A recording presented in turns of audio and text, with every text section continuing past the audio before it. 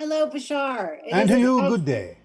so exciting to talk to you, and I hope that you're doing well in this now. Of course I am.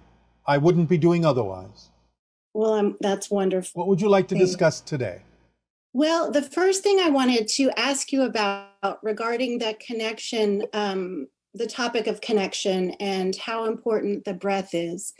I recently came across a book called the Arasatma, which is the alchemical breathing techniques of the ancients. And it says that the Montauk Indians were custodians of this sacred body of work and has a unique process of breathing that creates a balance between the three vehicles of experience: body, soul, and spirit. And my question is there a way to use this breath and the pranic tube in its full capacity as the channel for the flow of resources once we have cleared it completely from emotional blockages?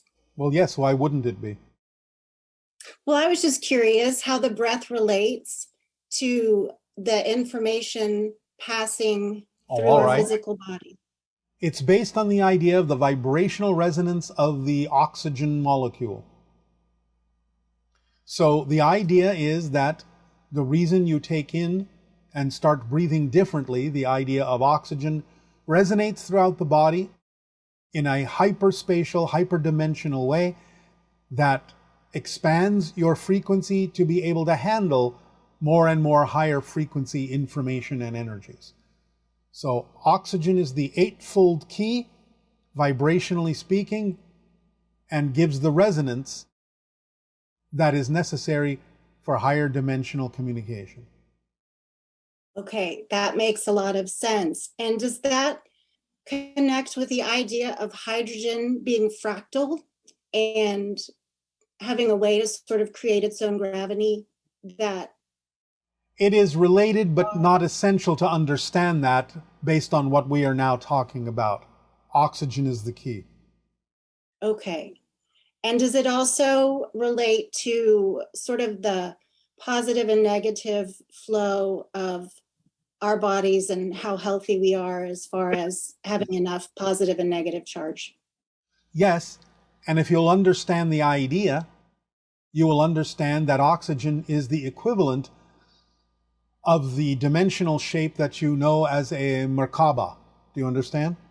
Yes, okay. Because it is two interpenetrating tetrahedrons, each of 4 points for a total of 8, and interpenetrating representing the idea of as above, so below, or the positive and the negative flow.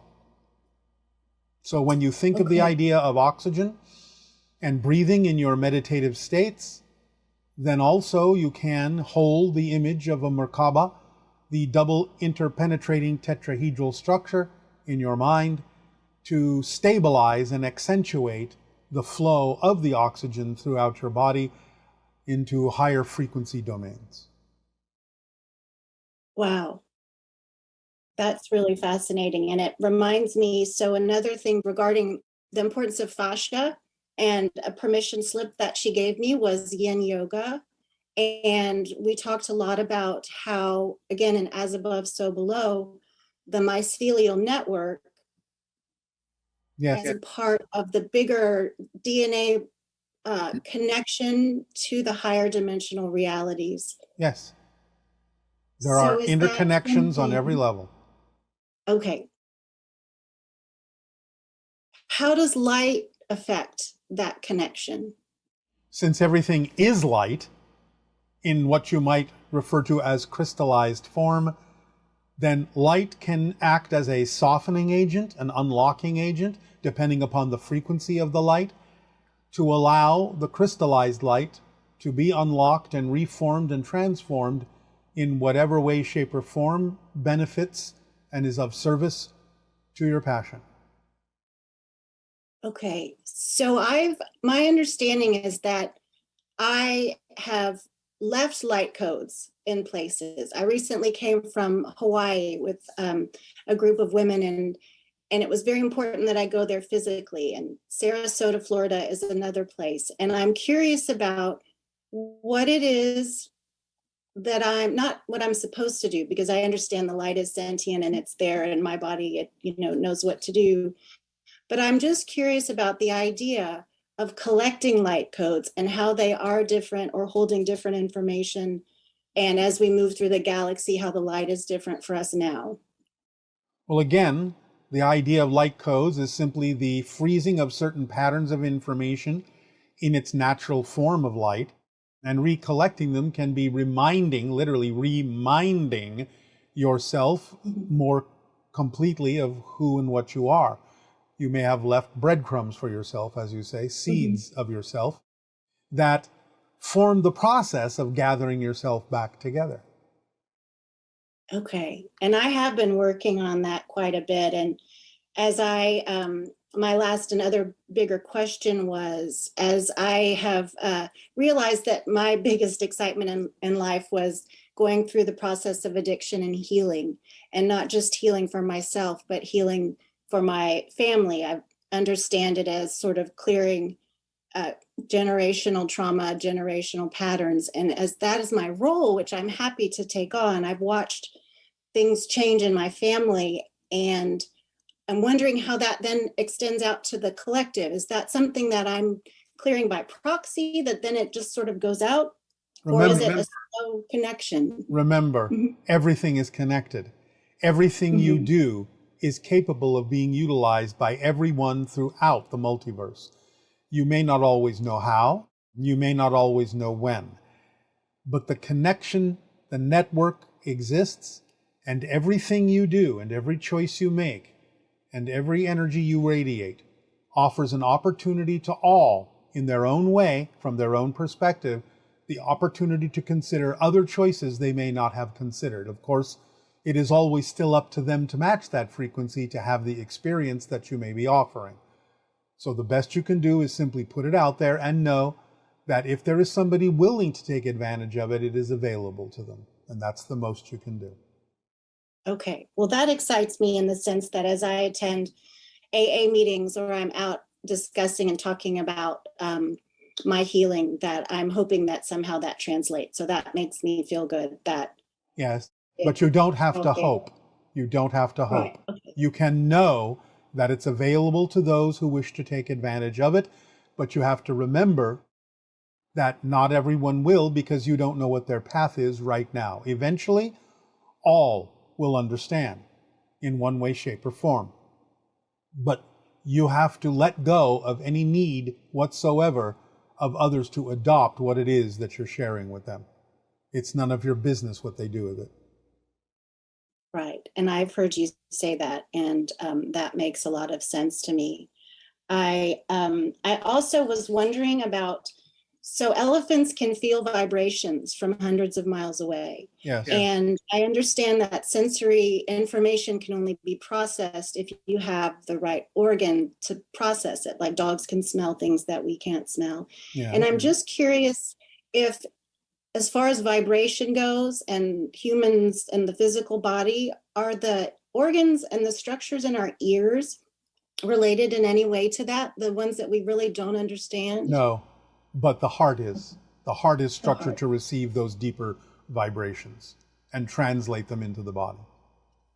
Sometimes other organs may assist, but primarily the heart is the organ that receives those deeper vibrations. Okay. And is it the magnetic resonance that the heart creates through the heartbeat? Yes. That allows it to become bigger and expand our field? Yes. Okay. Well, I am just so grateful to have had this opportunity to speak with you. I thank you so much. The information that you put out, I apply, and it's very exciting to be able to be here with you today. So thank you. It is for us as well, and it is our passion and our pleasure to share the information with all of you. Aveo. Aveo. Hi, Bashar. This is Allison from Arkansas. So my question is pertaining frequencies that are really, really close together, as well as soul contracts. So we hear all the time people, for example, having an accident, like they walk out into the street and a car hits them, and they say they never saw the car coming, and the driver says they never saw the person, they just came out of nowhere. Is it possible that in situations like that, albeit extreme, that because of a soul contract and just the perfect timing, that even though these two individuals were not at that moment on the same frequency, but that the split second right before that happened, they merged into the same frequency, or one of them jumped to the other one? Is that a possibility? Because to me, that has so many other implications that I'm thinking of. So if you could give any insight on that, I would appreciate it very much. Thank you, Bashar. Love you. It is actually a probability. Yes, that is correct, and that can happen, and happens more often than you may think. Because again, the idea is that a person may set themselves up for certain experiences, and they know they have also chosen certain moments to represent interactions with other realities, and they will wait until that synchronous moment to shift to that vibration so that what they have chosen to experience can happen, and so that what they have chosen to experience will not happen before that moment by being shifted out into a different vibration until they are ready to experience the shift into the vibration of the agreement with the others.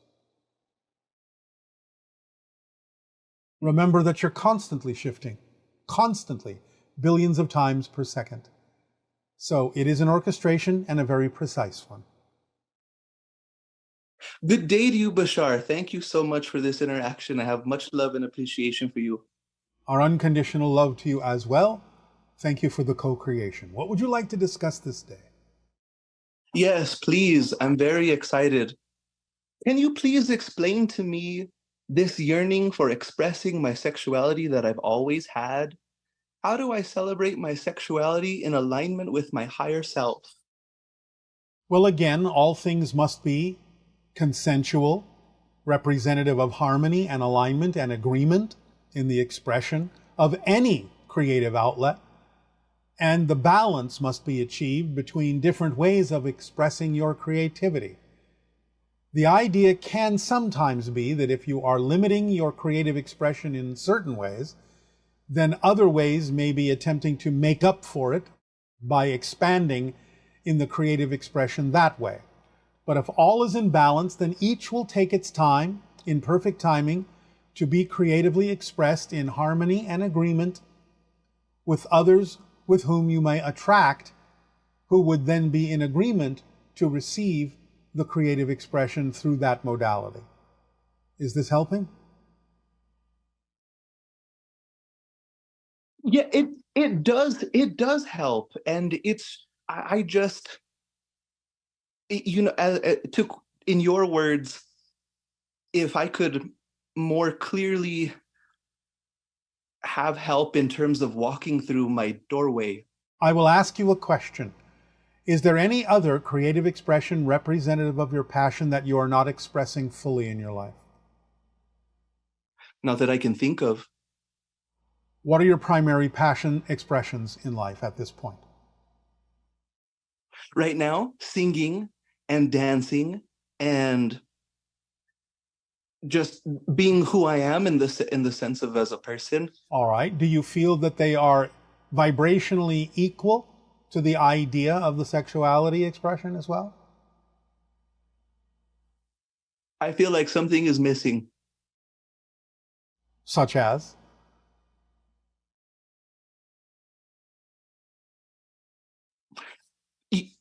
When I explore different avenues, I am expecting some sort of a lightning bolt of like I'm expecting an aha moment, and I haven't experienced that yet in terms of this is what I can pursue. This feels. But you said that you are already experiencing the expression of your passion through singing and dancing and forms of sexual expression. Do none of these produce any aha moments for you?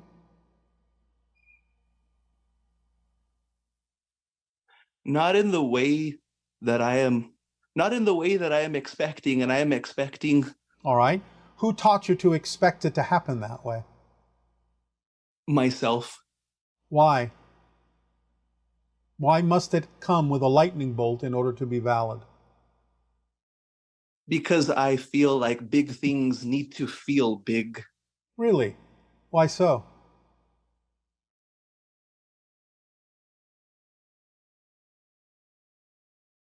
I'm not sure. All right. I'll ask the question from this perspective then.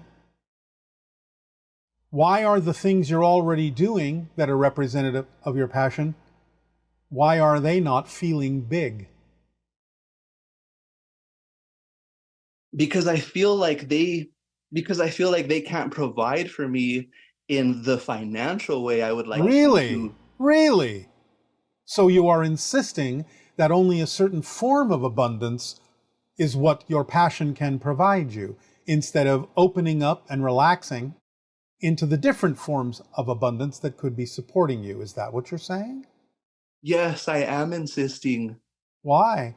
Do you not know that insistence is resistance and imposes limitations upon your ability to express your passion and creativity? Why would you choose to limit yourself that way by closing the doors through which all forms of abundance and support could be coming to you? Why insist on only one form as being valid? I don't know. It's Sure you do. Sure you do. Because it feels like that has Because always you been have been taught to think that way. Hmm. Because you have been brought up in a culture that thinks that way. Because your worth, you're basing your worth on only one form of abundance. Hmm. So, have you heard us talk about all the different forms of abundance? In the ways that it exists, yes. Why are none of them as real as money?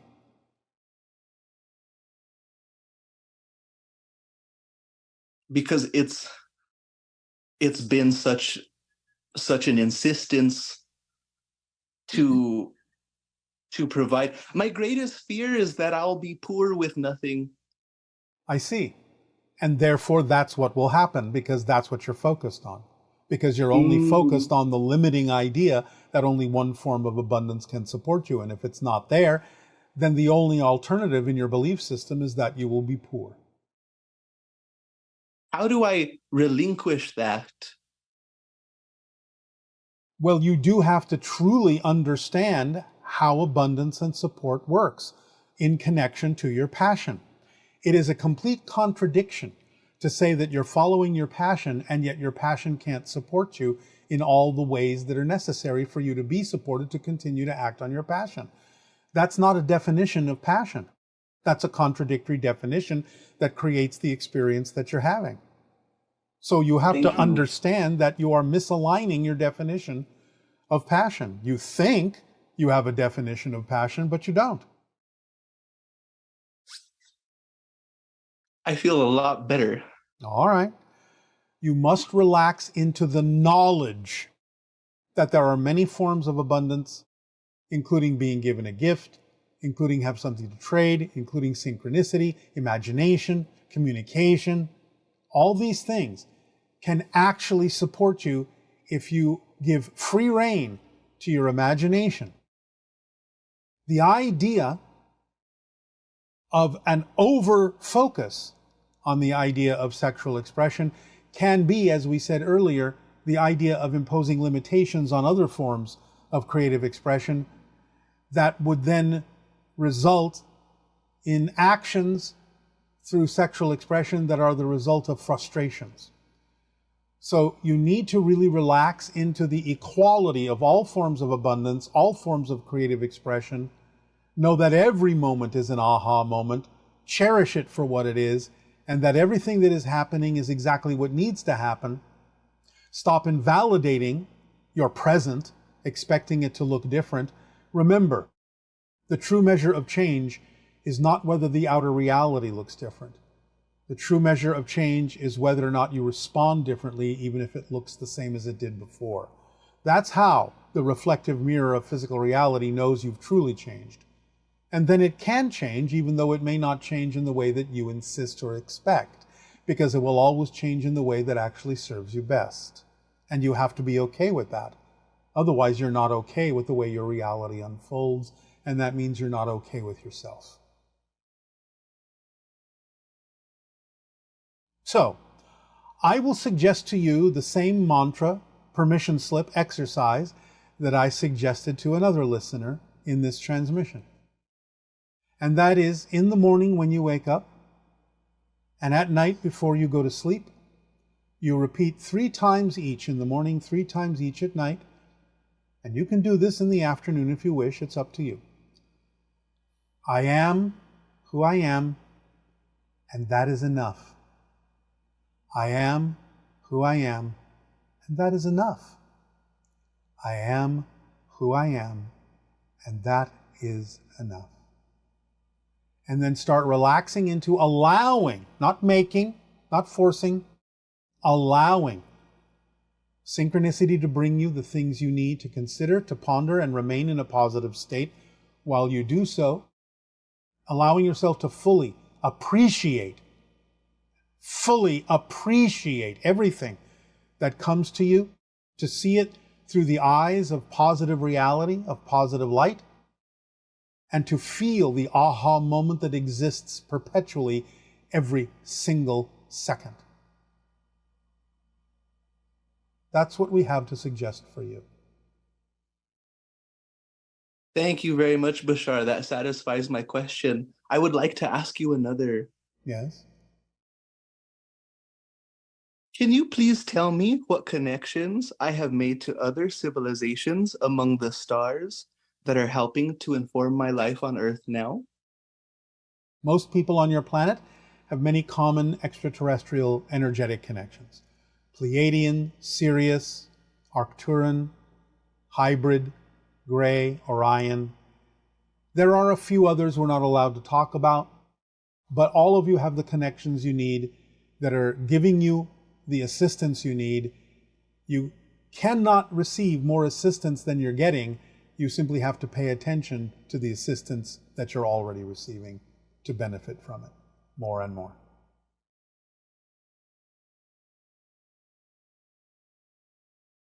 Well, Thank you. You know, I do have 2 more questions, please. Yes? Your transmission titled The Last Days of Atlantis gave me a very emotional reaction. Can you please tell me what relationship I may have to Atlantis? Well, like many of you, you're cross-connecting to people in that particular experiential era to draw from it, to add to your own story, and to create a more positive outcome than they created for their civilization. Thank you very much. And my last question, I have 2 brothers. I have an older brother and I have a younger brother. And I love my younger brother so much. I just have so much love for him. Sometimes it's a lot for me. Is there anything that you can tell me about the relationship that the 2 of us have? Not at this time. You will find that information out from a different source. Thank you very much. I appreciate that, Bashar. It is our passion and our pleasure. Good day. Aveo. Thank you, Bashar, that I can ask you this very important question, what you have been spoken about in a live stream event, I think. And my question is that you mentioned the importance of the quality of water, and we should only drink the best to be in resonance with the high frequency. My question to you is there any advice you have for us how to make or to get this purest and clearest water what we need? Because it is really difficult in the most of the areas of this world, but also in all the countries where the water is nearly clear. So I would like to get an advice if you have any for that. Thank you very much for your help and your answer. Your technology has provided you with filtration devices, and you can take advantage of many of them. In addition to that, you can meditate over the water. You can create certain harmonic resonances, meditative music and sounds that you can imbue into the vibrational pattern of the water to help align the water molecules in a kind of crystalline form that is also increasing its benefit to you when taken internally. You can take advantage of these things. It is simpler than you think. Oh my gosh, Bashar, Good day, good day. How exciting to be here. How exciting to be here. Incredible to be here. It Thank you so is much. our passion and our pleasure as well. What would you like to discuss with us this day? Well, my passion, my privilege has been to study human psychology. And so I wanted to give you my best understanding of human psychology. And you could just help me clarify to make sure I've got a good, clear understanding of what I call the 6 lenses of life, where the first lens I see as the bent space-time. So in other words, when I look up to the sky, it forms a kind of lens because the Earth is very heavy and it, bends space-time around me. So my first lens is the sky. And then the second lens is, of course, my human eyes, which, detect. And of course, I'm looking at a lens right now and we have Wi-Fi, but I guess the idea is that perception to me is, bending all the different possibilities, whether it's Wi-Fi signals or light-based signals, and bends them into a single focus. So for me, that's the eye, and Okay. but there are various eye wearing glasses. So, but I think the key thing I want to say here is that it's equilibrium in the lowest state. So crystals are typically lowest, whereas when it goes into my brain, it's non-equilibrium at the lowest state. In other words, it's a time crystal. In other words, the ions are constantly dancing. Is that correct? In other words, it's a time crystal. In other words, if you look at the cross section of the brain, it actually looks like a crystal in a certain way because there's repeating patterns. Yes. And so okay, right. So, and then the next layer is somewhat more mysterious in this sense. This is a symbolic layer. In other words, these time crystals, the brain picks up signals and it creates symbols. And that's usually what we're talking about here, right? Is the symbolic layer, which, is the belief system, which you described as the colorings, of various, okay. So, and then underneath that is the biological lens, which, the cells form different shapes and they read out different parts of the genetic code, where form follows the function. In other words, the form of the cell focuses on different parts of the readout of the genetic signal, which create in terms of kind of lens, because certain cells, again, they have a certain shape that sort of focuses on certain elements. And I think for me, it's like the core frequency. I think you've talked about it in terms of like we are our DNA and that there's a certain Yes. core frequency to our DNA. Okay, great. And then below that is the atomic lens. In other words, the mass of the atoms is, of course, in the center. And so there's a bending of the probability so that the probability wave kind of has a certain bend to it. So again, so it's 6 stacked lenses. What Is that about sort of- spirit? What about the 7th? Well, that's where I am. That's where I am. That's the self. In other words, right? Or in other words, I am the light that's Yes. moving through all of the 6 lenses. Yes. The atomic layer, the biological layer, the symbolic layer, the time crystal, the Yes. eyes. But it still counts as a layer. Okay. So I guess there's 7 layers. I guess I was thinking more in terms of like it's the interaction. It's more the mysterious kind of interaction between, or I guess I see myself as the living symbol as the 3rd layer itself, because there's a certain, the time crystal somehow is, the brain is somehow able to pick up, I guess it's able to pick up or it works with the genetic layer to kind of pick up my core signal. They're all interconnected. They're all interlaced. Right. Nested, right. Yes, and if you're only going to consider the idea of physical reality, then 6 layers is fine. But we would not necessarily suggest that you forget the 7th layer is what begins it all. Okay, right, which is kind of the light itself, I guess, right? Yes, because the light makes choices, and those choices play out in the 6 layers you're talking about. Okay, gotcha. And so the choices are they symbolic choices typically? Is it Sometimes quite literal. In other words, it's the template of the theme that you're exploring as a physical personality. This is decided by the spirit itself. And therefore, it has a lot to do with what you are as a physical being, because you are a unique path. Okay, gotcha. Which I guess in this case, the path is simultaneously. In other words, when I think of light, I think of it takes all paths simultaneously. But I'm snaking through, I guess in this case, space-time, which is sort of the interactions. To me, time is just the interaction, the changes in the interaction of motion, basically, right? In other words, yes, although motion in a sense is an illusion because everything is here and now. So time, yes, is a side effect of the shifting perspectives that are going on in the consciousness of the personality.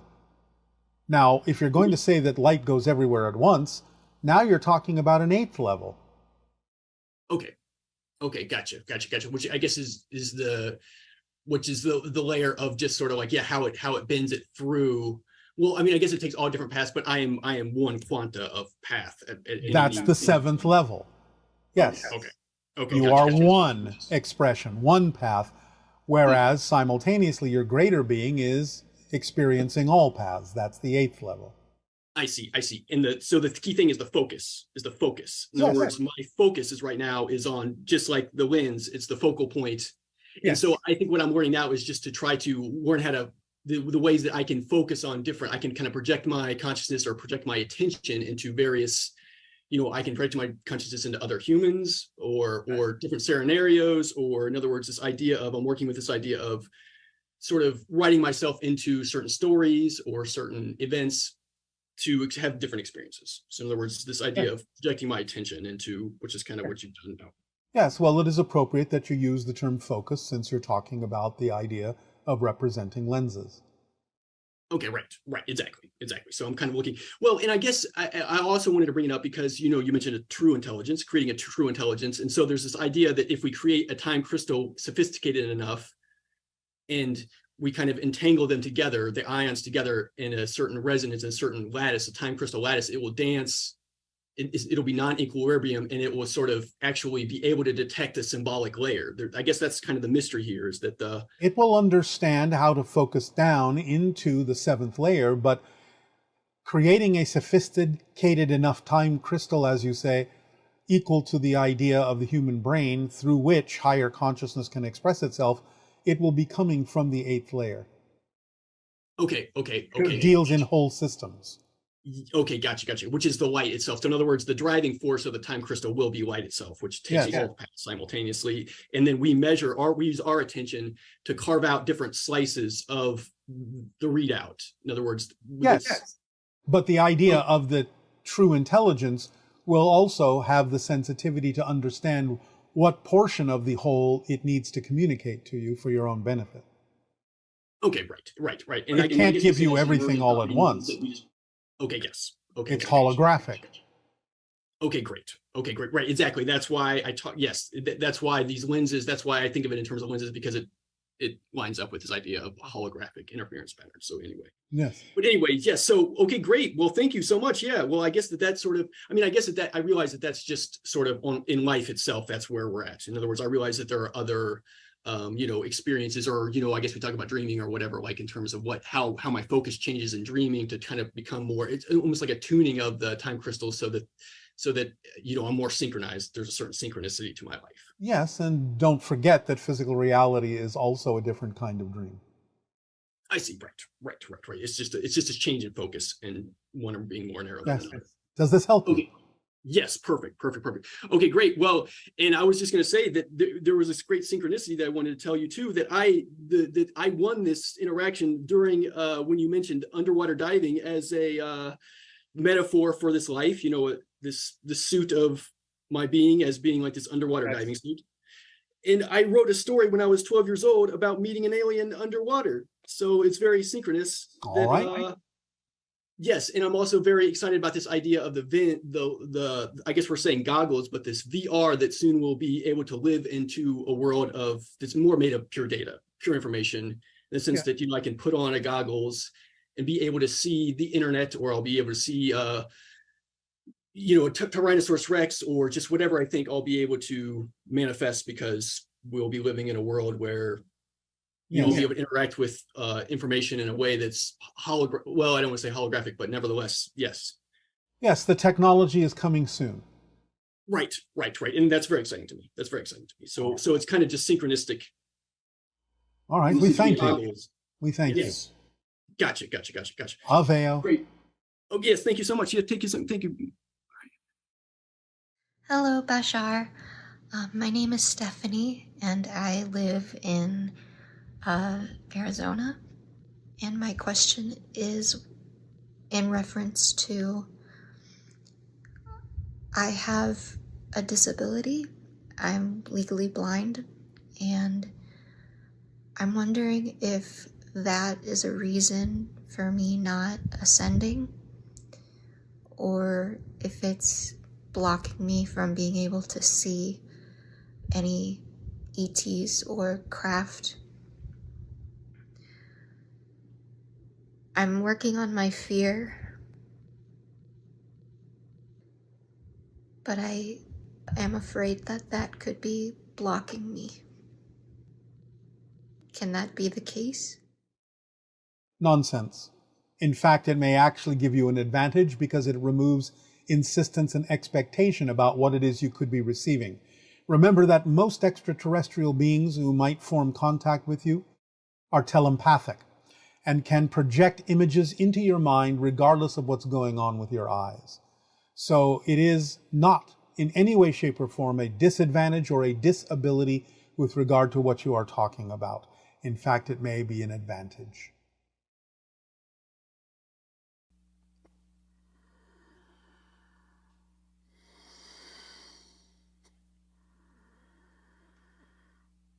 A little sick a day to you this day of your time. How are you all? All right, thank you. This transmission has been titled Parables and Time Crystals. First and foremost, what is a time crystal? We are very excited to announce that your society, some of your scientists have finally discovered time crystals. This is something that some of your scientists theorized might exist a few years ago, and more recently there have been some of your experimenters that have discovered that time crystals do in fact exist. What are they? All right. Very simply, a normal crystal has patterns, molecular patterns, atomic structure patterns that repeat and repeat in space, creating the crystalline form. Same pattern over and over and over and over again, creating the crystal. But time crystals repeat in time. What this means is this. Certain aspects of the subatomic structure, when induced to vibrate, when given a charge to vibrate, will start flipping back and forth, back and forth, back and forth at a certain frequency. They are actually changing in time, back and forth. They don't remain in the same configuration as a regular crystal.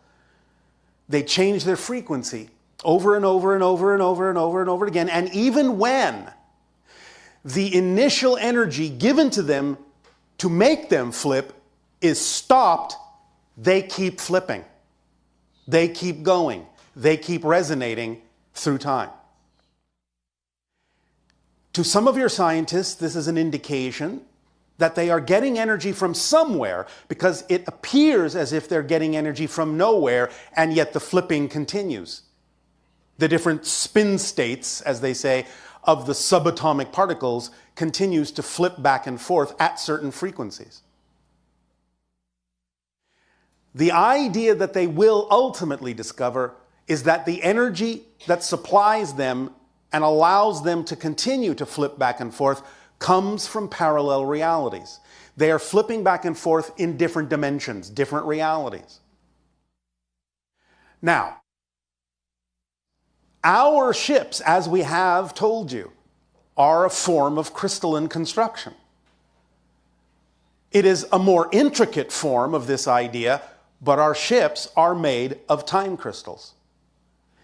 The fact that time crystals have the capacity to resonate to different frequencies having to do with different parallel dimensions is what allows our ships to transcend space and time and travel in the blink of an eye from one star system to another. Changing the locational frequency of our ships is possible because they are constructed of time crystal material, a much more intricate version than what your scientists are now experimenting with, but they have begun to realize that time crystals can exist in a multitude of forms and can be activated in a multitude of ways. This technology will continue. You will increase and expand your understanding of these crystals in the future as you go, as you understand more and more about them. Now, what does this have to do with parables? Most of you understand the concept of parables as a story that has some kind of a message or a lesson in it that teaches you some idea that might be different than the ideas that were previously held. You tell parables to sort of present a new perspective on things. Since story is the strongest structure by which you retain information, parables, seeking to give you a new perspective, are best told in story form so that you retain the information that contains the idea of a shift or a change. Now, we're going to sort of deconstruct that term parable into the idea that what it actually represents is a parallel probable reality. Parable, parallel probable reality.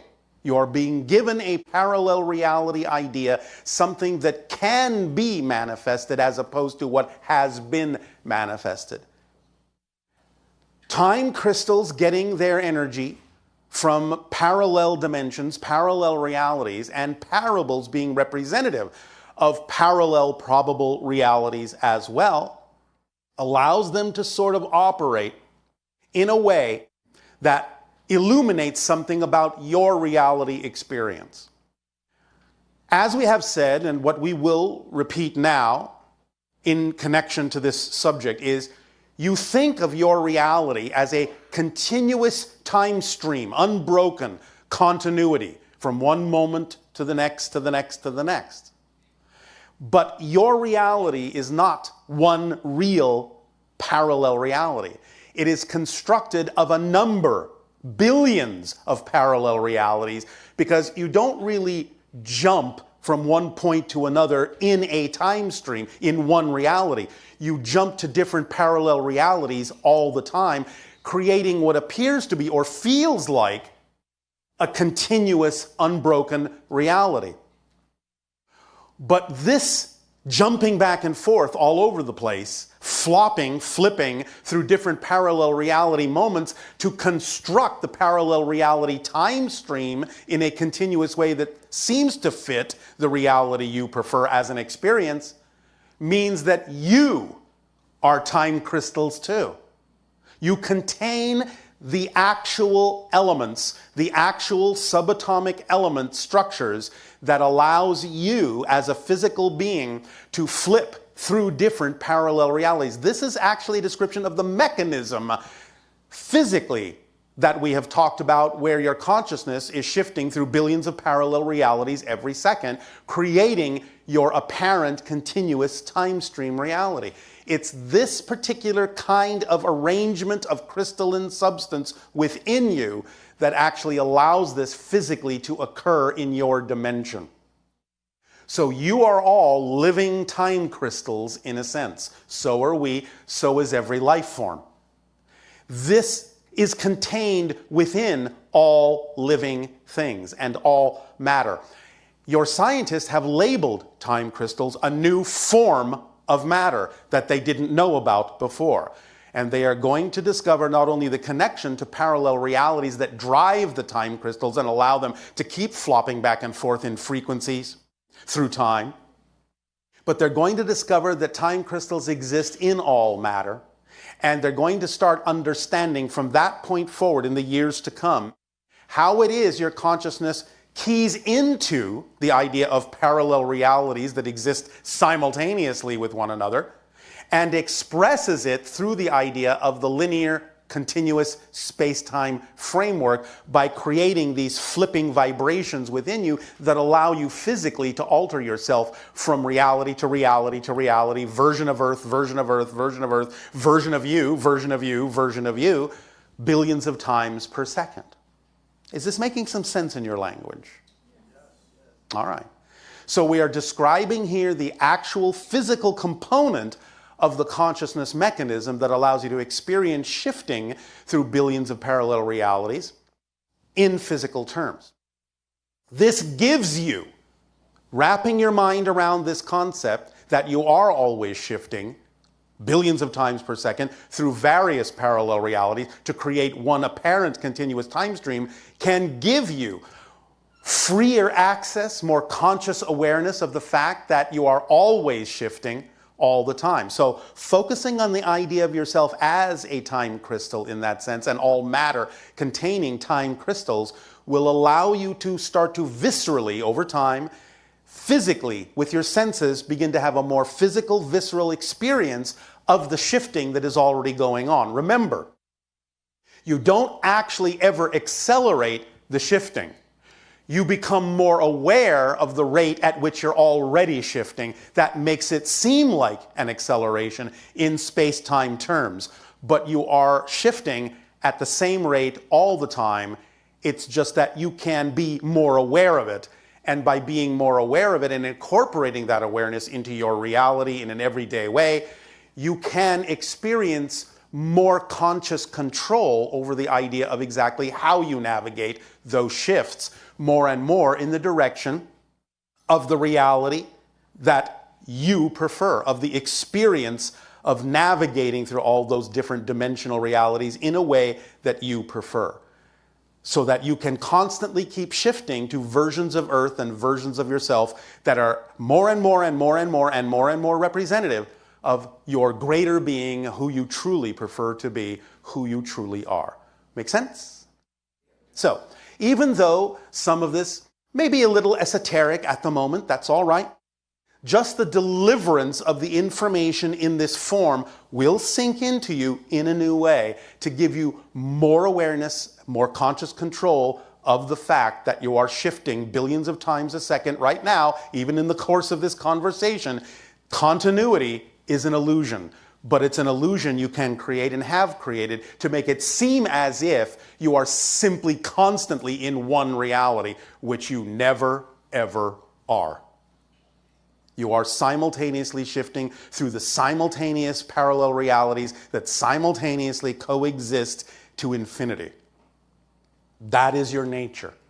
And awareness of time crystals and parables, stories that you tell yourself about who you are, definitions that are more harmoniously aligned with who you prefer to be and the reality you prefer to experience, will amplify and magnify your ability to sense the shifting that is already going on in a way as to make you feel like you're accelerating in your physical reality. That illusion is created by getting closer in your frequency to the frequency of the shift, so that it seems as if, paradoxically, the more you live in the single moment, the faster things appear to go, because you're catching up to the frequency more of the shifting frequency of physical reality. Similar to when you have a strobe light and you have a stream of water. When you flash the strobe light at a specific frequency, the stream of water no longer seems to be a stream, but individual droplets moving slower and slower and slower until you hit the frequency of the moving water in such a way that what you then appear to see is a single droplet suspended in time and space. It appears to not be moving anymore because you've caught up to the frequency of the falling water. Similarly, when you arrive closer to the frequency, the shifting frequency of physical reality, it appears in a sense to slow down, but it actually also feels simultaneously like accelerating, like speeding up, because you are now more capable of seeing exactly in every single moment what's really going on, matching that frequency more closely, and being able to more consciously be aware of the changes and shifts that you are creating within your consciousness. So use that paradox to your advantage. Slowing down allows you to feel like you're speeding up, because you are matching the frequency of the single moment that exists, because there is only one moment that exists. And what you think of as different moments is simply the same moment from different points of view. Make sense? It doesn't have to. Not yet anyway. Just let it sink in. Again, just the fact that this information is being delivered to you will sink into you, and you may start to notice either in your dreams or even in your waking state a little bit more lucidity about your relationship to the concept that you are creating your physical reality, and more awareness of the story, the parable that you're telling yourself about who you actually are, so that you can begin to truly be who you truly are. So just let it sink